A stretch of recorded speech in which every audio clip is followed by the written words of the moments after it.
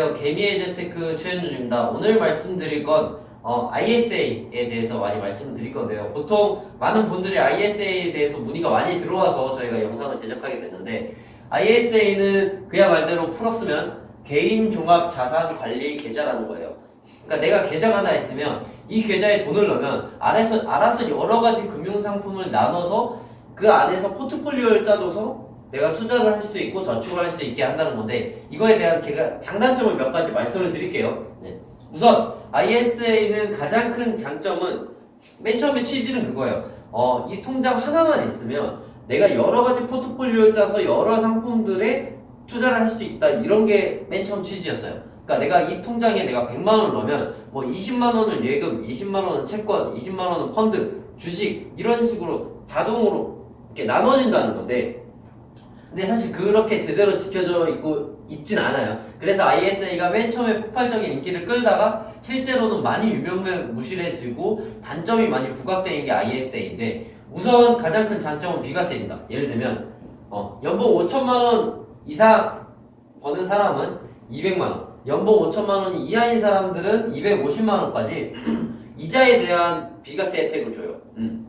자, 그런데 사실 크진 않아요. 이런 혜택이 크진 않은데 예를 들면 ISA 같은 경우는 우리나라에서 금융회사인 은행, 증권, 보험회사 다 ISA를 만들 수 있는데 예를 들면 보통 은행 같은 경우는 포트폴리오를 여러 개로 짠다고 했는데 워낙 보수적이고 안정 위주의 투자를 하면서 돈을 굴리기 때문에 예금이나 채권 위주로 하기 때문에 수익률이 너무 안 나왔어요.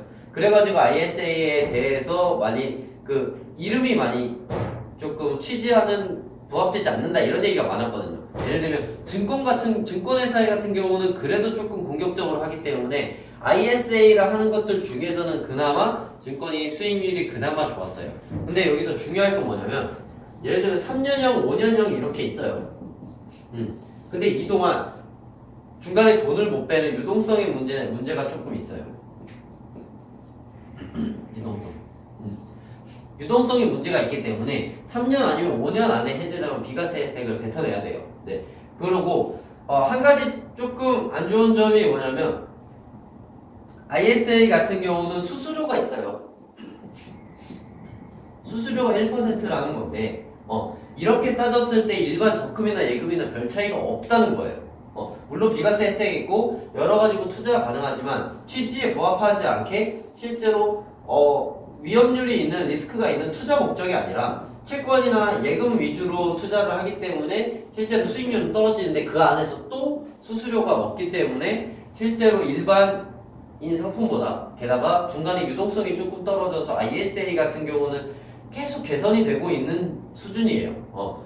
이 부분을 가장 조심하셔야 되는데 예전에 제가 항상 영상으로 말씀드렸듯이 일반 사람들은 금융상품을 사람들이 적금이 좋아서 적금만을 하는 건 아니에요. 다른 것도 해보고 싶고 다른 걸 알고 싶은데 몰라서 못하는 경우가 많습니다. 그래서 그거를 대신해 줄 수 있는 게 맨 처음에 개인 종합자산 관리 계좌라고 나온 건데 그 취지는 정말 좋았지만 실제로는 그렇게 되지 못한다는 조금 아쉬운 점이 있죠. 아쉬운 점이 있어서 실제로 포트폴리오를 짜시려면 전문가랑 만나셔가지고 제대로 포트폴리오를 짜시는 게 그렇게 상품들별로 각각 이렇게 관리를 하시는 게 훨씬 더 유용하다고 생각합니다. 물론 이런 비과세 혜택 똑똑하게 해결하실 분들이랑 ISA에서도 조금 더 투자성이 있게 포트폴리오를 짜실 수 있는 분들은 이것도 되게 괜찮은 상품이고 하지만 3년, 5년 이런 기간에 맞춰서 목적에 맞춰서 조금 전체적인 그냥 단순한 이 상품 좋아해서 가입하는 것보다 각자의 상황과 각자의 미래 계획에 맞는 상품을 조금 고르셨으면 좋겠어요.